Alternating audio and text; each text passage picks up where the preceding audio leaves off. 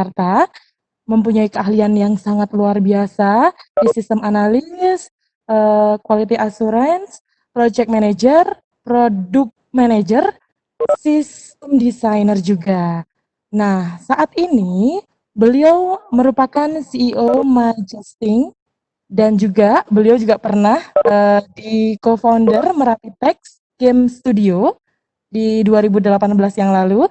Terus beliau juga aktif di organisasi pembina Yogyakarta Android Community, Ketua Yogyakarta Android Community di tahun 2015 dan juga pernah menjabat sebagai Ketua HM Teknik Komputer.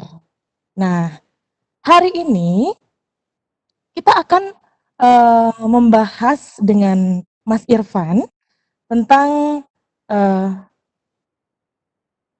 mohon maaf, nah tentang Mas Irfan, aturannya masih sama, mohon maaf. Jadi memang karena keterbatasan waktu, jadi saya aturkan 20 menit untuk Mas Irfan memberikan materi, kemudian akan kita sambung dengan tanya jawab. Seperti itu. Saya dan peserta sudah tidak sabar, maka dari itu saya persilahkan untuk Mas Irfan memberikan materinya. Ya, oke.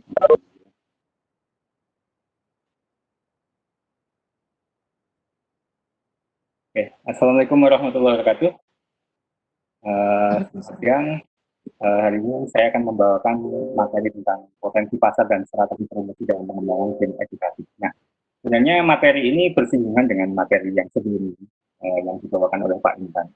Jadi dalam pengembangan dalam potensi pasar dan strategi promosi sangat berkaitan dengan pengembangan pembuatan dan pengembangan game itu sendiri.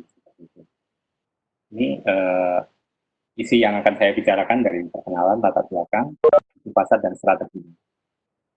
Saya perkenalkan lagi ya, saya Irfan Al-Azhari, tadi sudah diperkenalkan oleh MC. Itu kalau mau lihat LinkedIn saya boleh, mau undang saya di perusahaannya juga boleh. Maaf ini sambil promosi. Terus dari latar belakang, itu kita sekarang lagi di pandemi corona ya. Jadi di pandemi ini kita sebagai pelaku usaha harus bisa membaca dan bisa memetakan keadaan pasar. Kita harus melihat data dan semua informasi untuk kita serap dan yang nantinya akan kita jadikan suatu keputusan. Nah, setiap pelaku usaha pasti melakukan ini dan ini pun juga harus menjadi dasar kita sebagai pengembang game, lebih khususnya game edukatif dalam melihat pasar. Kita harus melihat kondisi pasar sekarang. Sekarang kita semua tahu, sekarang posisi ada di pandemi corona, menyebar ke seluruh dunia dan Indonesia juga terdampak. Nah, pandemi ini memaksa perubahan perilaku masyarakat. Jadi masyarakat pun terpaksa beradaptasi dalam pandemi corona. Harus social distancing, harus jaga jarak, harus bekerja, nggak harus ke kantor, gitu.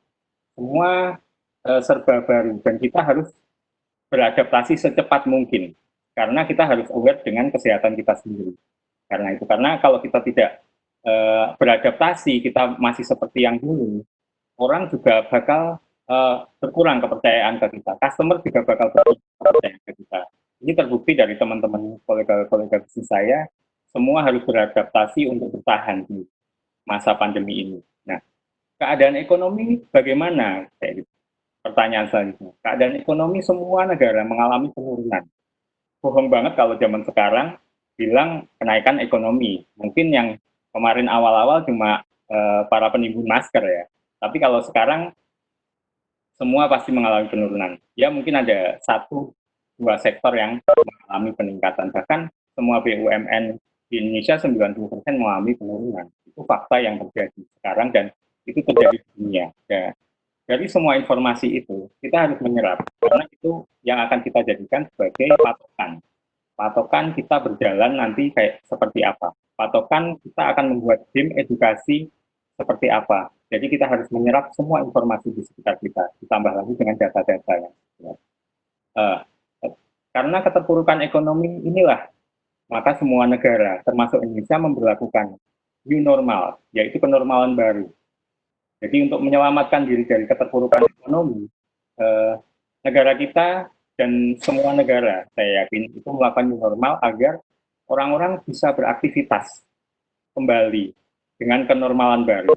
Nah, di era new normal ini kita sebagai pelaku usaha lagi-lagi harus melihat peluang. Semua informasi itu harus kita serap karena agar kita bisa melihat peluang seperti itu. Saya lanjut ya. Ini background-nya sekarang ini kita harus mengerti posisinya sekarang kita ada di mana seperti itu. Akhirnya kan kita bisa melihat potensi pasarnya seperti apa. Nah, untuk potensi pasar kita harus mengetahui berapa lama sih pandemi corona. Kenapa kok diberlakukan new normal? Kenapa nggak kita menunggu aja di dalam rumah terus-menerus, terus habis itu kita keluar kalau sudah ada vaksin dan beres gitu kan. Tapi lagi-lagi yang kita prediksi cuma 1-2 bulan, ternyata sangat lama. Saya yang biasanya ke sana kemari harus stay di Jogja dari Maret, ini nggak kemana-mana akhirnya. Seperti itu. Akhirnya kan mau nggak mau kita sebagai pelaku usaha harus beradaptasi. Beradaptasi dengan kondisi sekarang ini, kondisi di masa pandemi. Nah, berapa lama kita kembali lagi lihat data. Gitu. Lihat data. Kalau dari kata WHO sih pandemi corona bisa bertahan sampai 2 tahun ke depan, bahkan bisa lebih. Dari World Economic Forum, salah satunya ada yang mengatakan corona tidak akan hilang sampai vaksin itu ditemukan. Dan gugus tugas pun sependapat belum mengetahui kapan berakhirnya masa pandemi. Dan lagi-lagi semua ahli pun berpendapat kalau pandemi ini tidak akan berakhir selama belum menemukan vaksin. Dan vaksinnya pun akan susah karena virusnya terus bermutasi. Dari sinilah kita harus sadar sebagai pelaku ekonomi, pelaku usaha dan pelaku ekonomi, kita harus mengerti kondisi pasar kita sekarang sedang seperti apa. Habit masyarakat seperti apa, kita harus mengetahui. Dan dari situ kita punya startnya. Kalau kita mau mengetahui potensi pasar, kita harus tahu start kita, lihat data itu dari mana. Nah, dari sini karena kita ketahui pandemi ini bakal langsung lama dan setelah selesai pun keterpurukan ekonomi pun tidak bisa langsung bangkit. Kita harus semua menyadari perputaran uang juga semakin sedikit. Nah itu kita sebagai pelaku ekonomi bisa sadar tentang posisi kita saat ini. Nah ketika kita sadar tentang posisi saat ini, kita akan tahu starting point kita untuk memulai itu seperti apa. Kita akan tahu bagaimana data apa yang harus kita ambil dan keputusan apa yang harus kita jalankan seperti itu. Nah, apa sih dampak pandemi corona ini di bidang teknologi? Nah, semua pasti sekarang sudah setuju. Yang kemarin-kemarin masih sampai lupa, besok pasti teman saya, tapi sekarang semua sudah karena social distancing mengakibatkan kita harus menggunakan teknologi untuk memudahkan pekerjaan kita. Nah, peningkatan besar di dunia teknologi ini sangat-sangat drastis ya. Apalagi dari Maret semua masyarakat pasti terasa. Yang sebelumnya di meeting, Webex ataupun layanan conference itu cuma dipakai untuk bisnis, untuk meeting harian gitu. Sekarang semua orang memakai untuk sekolah jarak jauh, untuk meeting, untuk kebutuhan yang lain, untuk seminar, seperti itu semua sekarang dilakukan secara online. Ini peningkatan teknologi besar, bahkan kemarin saya ambil contoh Zoom meeting pun mereka nggak siap akan lompatan besar di bulan pertama ya. Kalau sekarang sih sekarang sudah melakukan perbaikan. Ini kan terlihat gitu peningkatan besar di dunia teknologi. Jadi mau nggak mau kita harus beradaptasi. Kita lihat teknologi yang sudah ada di sekitar kita, akhirnya kita memakai. Yang sebelumnya cuma udahlah kita meeting ketemu aja. Jadi sekarang jadinya terpakai conference-nya. Karena apa? Karena kebutuhan-kebutuhan itu menjadi wajib sekarang. Bekerja jarak jauh, Terus juga sekarang ada transformasi digital pendidikan, harus gimana caranya kita mengajarkan secara physical distancing, gimana caranya kita belajar dari rumah seefisien mungkin, itu dibutuhkan oleh terobosan-terobosan teknologi. Dan kebutuhan sistem untuk mengurangi interaksi manusia pun bertambah. Kalau sebelumnya masih sebagian manual, gitu, harus datang ke kantor, setor form, gitu. Sekarang udah enggak. Sekarang semua perusahaan siap ataupun tidak siap itu harus mempunyai sistem untuk mengurangi interaksi, untuk mengurangi jumlah kedatangan di kantor misal, untuk mengefisiensi kerja, itu semua harus digunakan teknologi. Semuanya itu ada sebelumnya. Memang sebelumnya banyak yang belum memakai, gitu. Apalagi di Indonesia. Nah, dengan adanya pandemi ini semua orang dipaksa nih, secara nggak sadar semua orang dipaksa untuk memakai teknologi. Bahkan pembayaran online pun sekarang jadi sesuatu yang wajib. Kita nggak mau menerima uang. Bahkan habis pandemi corona pun saya yakin semua orang masih was-was semua pasti kembali lagi ke pembayaran online seperti yang paling gede di Indonesia ya, itu ada GoPay, ada OVO juga, ada Anur, ada ShopeePay dan lain-lain. Itu semua sebenarnya sudah ada dan bisa kita pakai sekarang. Nah, orang-orang sekitar kita atau masyarakat itu dipaksa untuk menggunakan teknologi yang sudah ada ini, dan perusahaan-perusahaan teknologi pun semua semakin melakukan terobosan-terobosan. Kami pun di perusahaan saya sendiri pun pas sebelum pandemi kita melakukan prediksi-prediksi dan meeting-meeting dilakukan untuk membuat produk yang akan dipakai ketika di masa pandemi. Jadi kalau di dunia bisnis ya, kita tidak boleh kehilangan momen karena waktu adalah uang. Jadi kita sebelum pandemi masuk ke Indonesia, kita sudah melakukan terobosan-terobosan, mempersiapkan tools-tools yang akan bisa dipakai di masa pandemi ini. Makanya kan ketika ada pandemi kayak ini, semua sudah sebagian langsung terjun ke dunia teknologi, ada yang terjunnya ke pembuatan merek-merek yang lain, gitu, seperti hand sanitizer kemarin jadi laris banget gitu kan. Itu mereka pelaku bisnis yang sudah mempersiapkan diri untuk menghadapi pandemi ini. Lanjut lagi. Nah, kalau kita melihat ngomongin potensi pasar ya, kita harus lihat data. Nah, kita semua tahu populasi penduduk Indonesia sekitar 260 juta, tapi pengguna ponsel itu 1,5 kali jumlah populasi.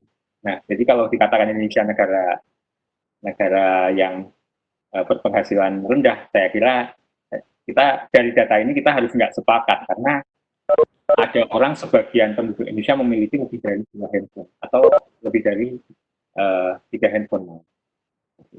Nah, dari pengguna handphone tadi 150 jutanya itu pengguna internet aktif.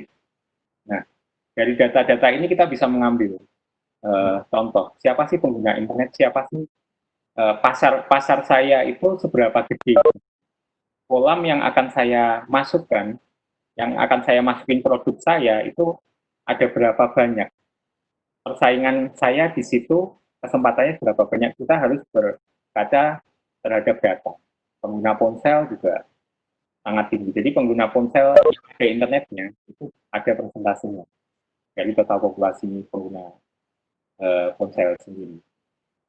Terus kita juga harus mengetahui habit masyarakat ketika di internet itu ngapain aja. Karena sekarang memang tidak bisa lepas dari internet, apalagi di masa pandemi. Apalagi kemarin 3 bulan kita harus di rumah, tidak bisa kemana-mana, kita harus bekerja dari rumah, harus belajar dari rumah, akhirnya semua kita pakai gitu, pakai internet. Nah, dari sini kita bisa melihat sebenarnya 98% orang buka itu pasti nonton video online, YouTube ataupun pembelajaran online. Nah, ada juga yang setengah 50%-nya menonton acara TV. Nah, ada juga yang hampir 50% itu memainkan game secara langsung, game online. Nah, ada juga yang cuma menonton game online-nya, ada juga yang menonton exposure. Dari data sini kita bisa lihat intensitas penggunaan internet di Indonesia. Jadi ada yang 79 orang di Indonesia itu setiap hari pasti buka internet, ada di internet. Berarti sebenarnya ada pandemi ini mereka sebenarnya sudah siap dan familiar terhadap internet. Tapi tadi ada data yang mengatakan 90% lebih daerah di Indonesia sudah tercover dengan internet. Jadi kalau sekarang kita membuat sistem internet itu sudah bukan isu lagi seperti itu. Nah, dari sini kita bisa lihat data lebih dalam lagi. Dari mobile apps itu kategorinya apa aja yang tadi sudah dibahas oleh Pak Bintang. Jadi saya ulangi sedikit lagi. Jadi kita bisa melihat kalau kita membuat game, seberapa gede sih pasarnya, seberapa gede uang yang beredar di situ. Sebagai pelaku usaha pasti berpikir ke arah sana. Ada 59% pengguna mobile mobile device itu untuk gaming. Nah, dari sini kan kita bisa lihat seberapa gede ini pasar kita. Nah, setelah kita lihat, setelah kita tahu pasar kita seberapa gede, kita harus menentukan strategi promosi. Nah, di strategi promosi ini sebenarnya nggak jauh-jauh dari strategi pembuatan game itu sendiri, karena memang sebelum kita membuat game, kita harus riset pasar dulu. Apakah genre yang saya ambil ini dibutuhkan masyarakat, diminati oleh masyarakat. Jangan sampai kita terlalu over PD. Oh, ini game buatan saya ini pasti laku nih, orang-orang suka, saya aja suka. Jadi kita sendiri nggak bisa dijadikan patokan untuk apakah game ini laku. Jadi kita harus lagi-lagi berkaca dengan data. Mungkin ada yang kita lihat idola kita, misal contoh Steve Jobs, dia dengan semua egonya dia berhasil membelokkan pasar itu ke Apple ya. Itu dibutuhkan dedikasi yang sangat tinggi. Tapi untuk itu menuju ke sana itu kan perjalanannya sangat jauh. Nah, untuk memotong hal tersebut gitu, untuk memudahkan kita menyusun strategi kita bisa melihat data, kita bisa lihat riset pasar. Ketika kita mau membuat game, terlebih lagi game edukasi, genre apa sih yang akan kita ambil? Jadi pertama-tama harus kita ambil, kita lihat market research dulu, riset pasar dulu. Apakah genre ini, jenis game seperti ini, itu akan laris? Nah, banyak untuk riset, kita bisa langsung ke Play Store, kita riset berapa banyak, uh, kita bisa lihat trending harian, trending bulanan, dan trending mingguan itu untuk melihat seberapa besar sih minat masyarakat terhadap game. Jumlah downloadnya itu jadi pengaruh, jumlah engagementnya game itu bisa kita lihat di sini.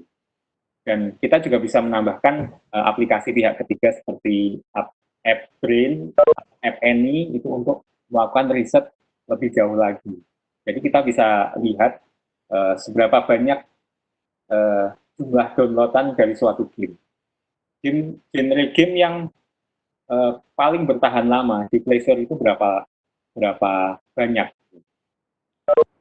Untuk mingguan, game yang minggu ini sangat diminati, itu genre game seperti apa, game seperti apa. Nah, itu bisa jadi input untuk kita sebagai pengembang game atau pengembang aplikasi untuk membuat game selanjutnya. Seperti itu. Mungkin kita bisa untuk melihat momen, untuk mengejar momen, kita bisa membuat game yang ukuran skalanya kecil. Nah, ukuran skala kecil kita bisa lihat genre bulanan yang paling diminati di Play Store. Kita bisa lihat di situ. Nah, selain riset itu juga, kita harus riset juga target audiens kita itu siapa gitu. Jangan sampai kita bikin game untuk anak SMA, tapi sebenarnya gamenya ini cuma bisa dipakai oleh anak TK. Jadi kan audiensnya miss. Nah, uh, untuk pembuatan awal jangan sampai target audiens ini terlewatkan. Terus juga game goals-nya. Tujuan kalian membuat game ini apa gitu. Target audiens apa. Artinya pembuatan game ini kita mengetahui rohnya. Kita nantinya akan promonya kemana.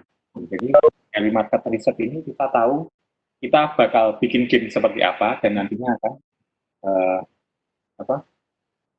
akan promosi kemana seperti itu. Nah, seperti kita tahu, semuanya pasti sudah tahu distribusi aplikasi dan game itu lokasinya di mana. Untuk Android itu utamanya itu ada di Google Play Store, dan untuk Apple iOS itu ada di App Store. Tapi di BPMPK sendiri tadi Pak Tony sudah mengatakan, BPMPK dan Kemdikbud punya ekosistem untuk membantu promosi dari tim edukasi. Ada EduStore.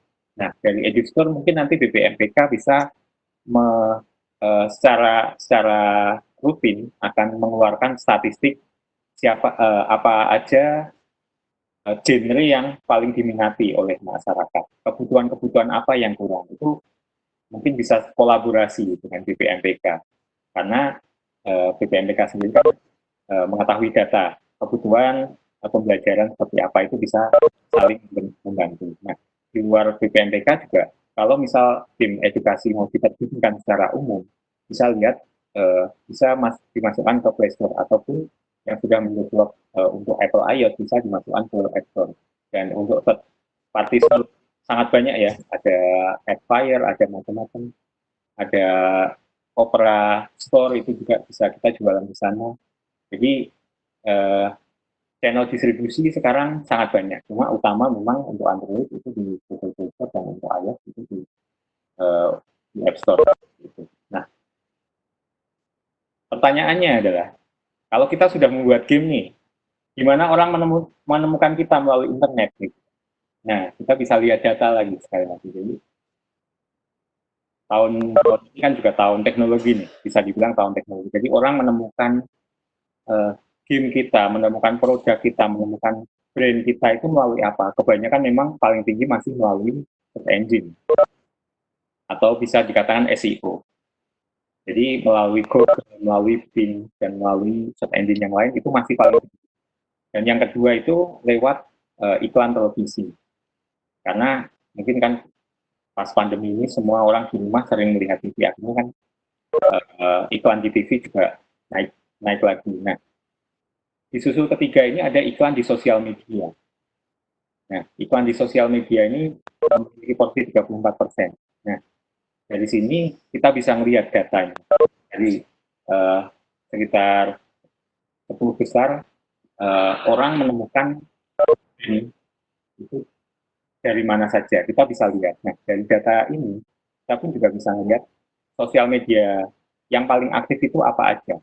Jadi orang pasti sekarang YouTube ya, orang lihat video, nge-share pembelajaran, nge-share tutorial macam-macam, semua sekarang lewat YouTube. Yang kedua itu melalui WhatsApp, karena sekarang koordinasi pekerjaan dan semua pasti di grup WhatsApp.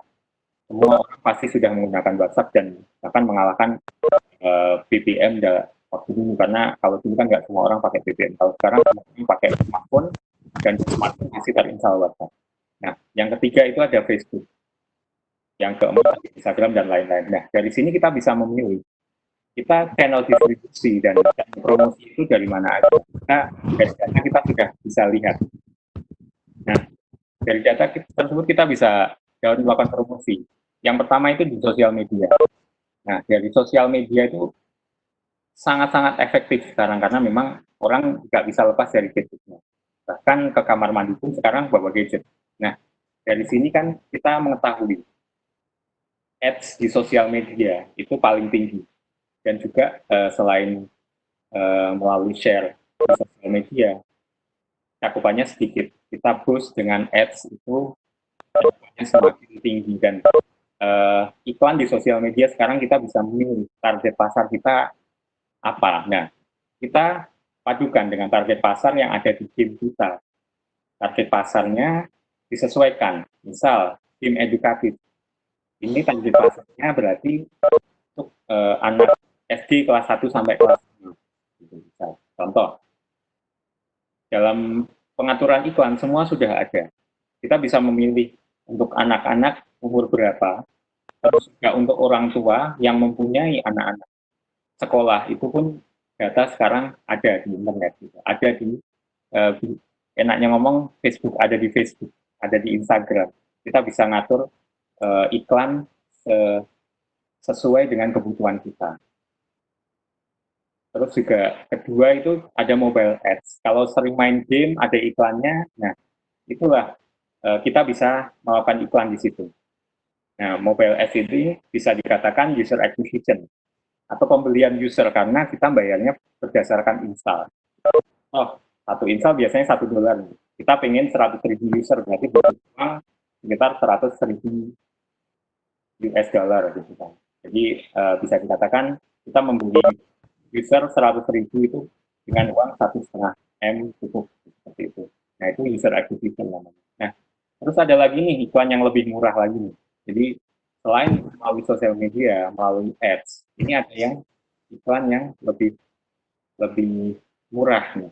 Kita harus mengetahui dari target pasar kita harus mengetahui komunitas mana yang akan suka terhadap aplikasi atau produk kita ataupun game kita. Nah, kita bisa melalui komunitas. Kalau dulu kita datang ke komunitas, nah kalau sekarang kita tinggal terjun ke komunitas online-nya, bisa ke WhatsApp group, bisa ke grup Facebook ataupun grup sosial media yang lain seperti itu. Kita bisa melakukan pengenalan ke komunitas-komunitas yang cocok dengan tim kita ataupun dengan produk kita. Nah, yang keempat itu ada local publisher. Nah, local publisher ini apa gitu? Biasanya kita kalau bikin game dan kita bukan publisher, kita cuma naruh game-nya itu di Play Store gitu. Habis itu kita nggak tahu cara promosinya. Nah, kalau dengan game publisher gede, mereka tahu cara promosi, penamaan game, pengaturan konten. Jadi game kita bisa dipermak untuk lebih siap ke pasar seperti itu. Banyak game publisher-publisher lokal yang sudah gede sekarang. Nah, BPMPK pun juga bisa jadi salah satu publisher karena memang BPMPK selalu melakukan promosi ke platform ataupun ke ekosistem milik BPMPK sendiri yang seperti sekarang kan ada seminar ini.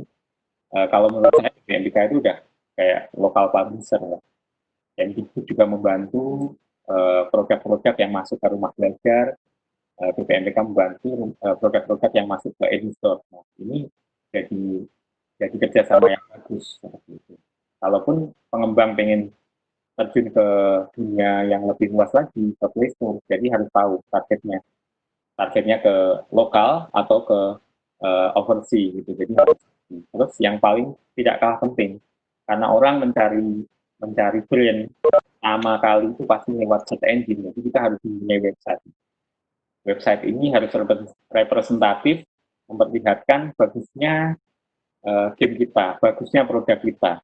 Karena orang nggak mau sekarang asal install gitu. Apalagi handphonenya terbatas memorinya, gitu. Pasti mau install pilih-pilih. Tapi kalau misal lagi cari game edukasi tentang biologi gitu di Google, terus merujuk ke satu website dan websitenya itu website kita, pasti orang akan tertarik dengan tampilan website kita, membaca lebih jauh. Oh iya ternyata ini ada pelajaran biologinya menarik nih. Akhirnya melakukan download seperti itu. Nah ini rangkaian strategi dan potensi pasar memang tidak bisa lepas dari mulai pembuatan sampai ke pemasaran. Jadi ini satu kesatuan dan kita untuk membuat sesuatu yang bagus kita memerlukan tim yang bagus. Ada juga yang apa bisa membuat game tapi pemasarannya kurang, makanya bikin tim. Makanya di startup itu kan harus membuat tim karena tiap individu mempunyai keahlian masing-masing seperti itu. Mungkin pemaparan dari saya cukup seperti itu. Kalau ada yang ditanyakan silakan. Terima kasih. Baik, Mas Irfan, benar sekali. Karena memang sudah ada beberapa pertanyaan yang masuk. Sayangnya saya harus memilih salah satu saja. Jadi ini ada pertanyaan yang masuk dari Ibu Dewi Nursani, ya. Akan saya bacakan. Melihat besarnya potensi pasar Indonesia atas penggunaan teknologi, bisakah game edukatif menjadi penilaian dalam pembelajaran dan apakah efektif? Nah, pertanyaannya itu, Mas Irfan, monggo dijawab. Sebenarnya untuk penilaian ataupun untuk ujian ini menurut saya untuk sekarang sangat bisa ya. Jadi misal kita pilih seorang guru mendapat aplikasi ataupun game dari dari BPMPK App Store gitu. Silahkan kalian melakukan instalasi, terus habis itu nanti setelah selesai langsung dikirimkan screenshot ke kita gitu, ke gurunya langsung. Itu sangat bisa untuk sekarang. Tapi kan yang mengerti kedalaman materinya itu seorang guru, kembali ke gurunya sendiri. Apakah dari game-game ini sudah cukup untuk menjadi dasar penilaian? Ataupun bisa kerjasama dengan game developer yang sudah ada. Sekarang kan game developer yang di BPMPK udah banyak nih, setiap tahun pasti ada 10 orang. Yang sekarang saya harus mengakui pembuatannya sudah sangat-sangat meningkat. Jadi kalau pas 2018 dulu, saya pertama gabung itu, oh ini cuma 1-2 aja yang bagus nih. Semuanya masih masih belajar gitu. Kalau sekarang kemarin 10-10-nya ini keren-keren gitu kan. Ini berarti kan peningkatan. Uh, Game developer yang ikut ke BPMPK, ke LMK ini semakin mengetahui oh tata cara pembuatan game yang bagus gimana. Nah, ini dipadukan dengan konten yang bagus yang dibutuhkan oleh pendidikan, dibutuhkan untuk kelas-kelas sekarang yang sedang sekolah dari rumah ini sangat bisa karena memang pembuatan game sekarang memang sudah semakin dimudahkan dengan game engine yang sudah high teknologi ya seperti Unity, Unreal Engine itu kita tinggal mempelajari dan kita tinggal bermain konten di situ. Kontennya kita sesuaikan nih dengan misal kurikulum SD kelas berapa, kurikulum SMP kelas berapa. Nah, itu bisa jadi patokan. Nah, seperti itu. Jadi sangat memungkinkan game itu dijadikan patokan penilaian. Seperti itu. Mungkin kalau mudah-mudahan bisa memuaskan jawaban saya. Ya, siap. Tapi ada satu lagi nih Mas Irfan, sebenarnya kan teknologi pembelajaran ini kan sudah digunakan, memang sebelum pandemi pun sudah digunakan, bahkan, model pembelajaran pun ada yang memang dari jarak jauh pun sudah ada. Nah, faktanya sekarang kita tidak bisa menutupi fakta juga di lapangan bahwa ada beberapa masyarakat yang memang sudah jengah dengan belajar versi jarak jauh ini. Nah, untuk, melihat itu, berarti kan pasti ada perbedaan, permintaan pasar lagi nih Mas Irfan. Ada mungkin bisa dicontohkan lebih spesifik, eee, ke depan ketika kita dihadapkan bahwa ada yang mulai bosan nih dengan pembelajaran jarak jauh yang pasti menggunakan ragam aplikasinya atau ragam modelnya itu macam-macam, bisa mungkin dijabarkan nih Mas Irfan yang lebih spesifik lagi, contoh-contoh, games yang mungkin menarik atau yang mungkin potensi di pasar dan digunakan di pasar nih Mas Irfan? Nah, sebenarnya semua perusahaan teknologi dari awal kemarin itu pasti berpikir keras nih. Saya juga sama manajemen kemarin juga di-push habis-habisan untuk produk apa sih yang bisa kita rilis di masa pandemi ini, jangan sampai kita kehilangan momen. Kita di-push habis-habisan nih, dari yang punya duit ya gitu. Jadi mereka ketika mengeluarkan uang, mereka juga melihat apakah produk ini bisa dimasukkan. Nah, melihat dari sudah jenuhnya masyarakat, sebenarnya perlu terobosan teknologi lagi, nggak cuma aplikasi sih.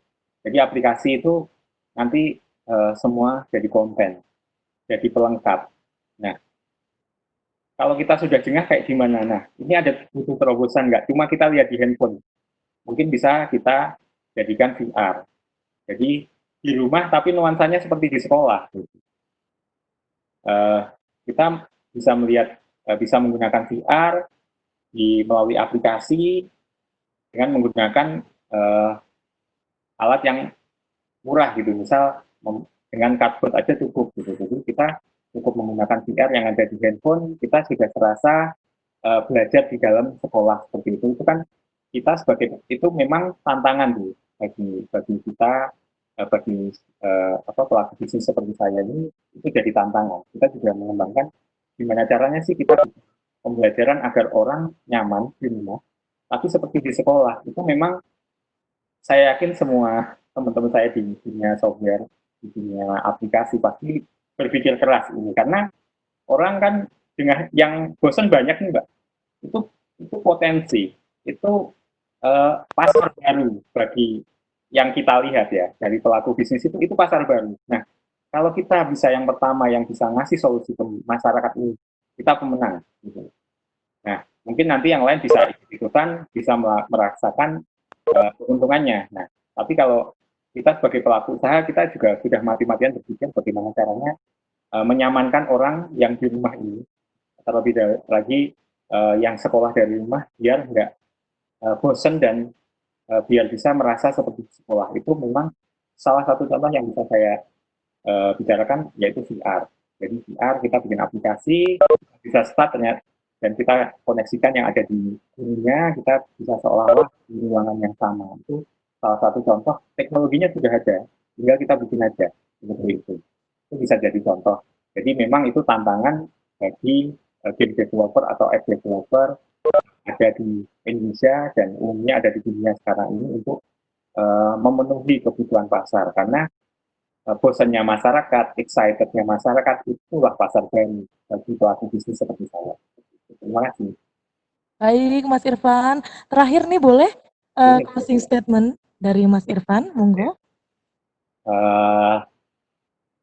Statementnya seperti ini aja ya. Jadi terima kasih BPMK selalu mempercayakan saya jadi juri dan sekarang jadi pembicara. Terima kasih kesempatannya dan saya ingatkan lagi untuk teman-teman game developer dan developer aplikasi yang sudah ikut dan ataupun yang jadi peserta, kita harus serap informasi sebanyak mungkin di sekitar kita untuk membuat keputusan-keputusan yang tepat. Jangan sampai kita menyesali keputusan yang kita ambil dan kita baru mengetahui ketika momen itu telah hilang. Gitu. Jadi jangan sampai kehilangan momen, serap sebanyak mungkin informasi sekitar kita untuk menentukan keputusan-keputusan yang paling baik untuk kita. Terima kasih. Wassalamualaikum warahmatullahi wabarakatuh. Oke, siap. Tapi ada beberapa catatan. Baik, ada beberapa catatan nih Mas Irfan yang saya rangkum nih, khususnya untuk bagi developer ya. Kita harus memang jeli melihat potensi pasar. Pertama itu, riset yang kuat. Dan juga yang tak kalah penting adalah strategi distribusi dan juga promosi yang juga harus tepat. Bukan begitu Mas Irfan? Ya, terima kasih untuk waktunya Mas Irfan dan juga paparannya yang sangat luar biasa. Dan